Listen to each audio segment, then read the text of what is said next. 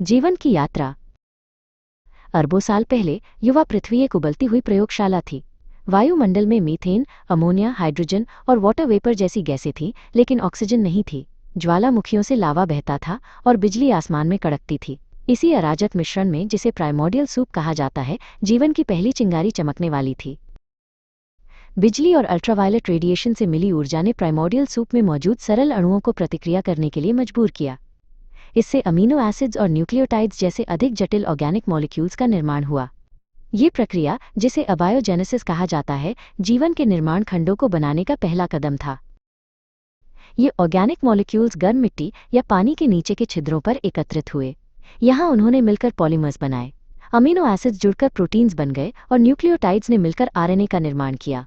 ये एक महत्वपूर्ण क्षण था, क्योंकि आरएनए जानकारी संग्रहित कर सकता था और प्रतिक्रियाओं को उत्प्रेरित भी कर सकता था। इन पॉलीमर्स के चारों ओर लिपिड अणुओं ने बुलबुले बनाए, जिससे एक झिल्ली मेम्ब्रेन बन गई जो अंदर के वातावरण को बाहर से अलग करती थी। ये पहले प्रोटोसेल्स थे। वे अभी तक पूरी तरह से जीवित नहीं थे, लेकिन वे जीवन की दहलीज पर थे।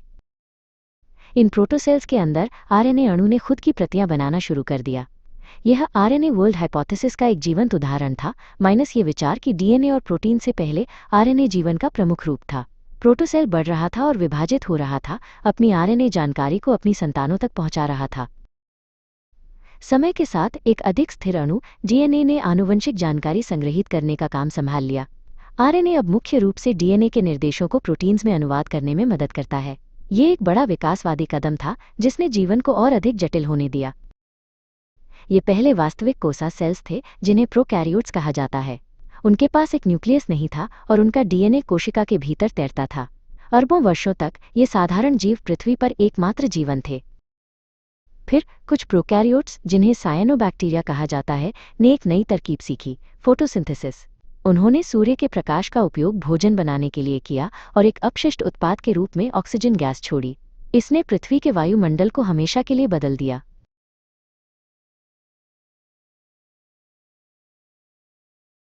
ऑक्सीजन की उपस्थिति ने अधिक जटिल जीवन को विकसित होने दिया।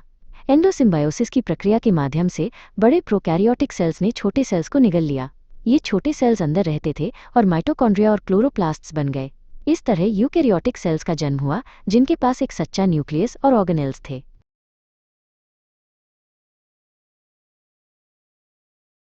यूकैरियोटिक सेल्स के विकास ने मल्टीसेल्युलर लाइफ का मार्ग प्रशस्त किया।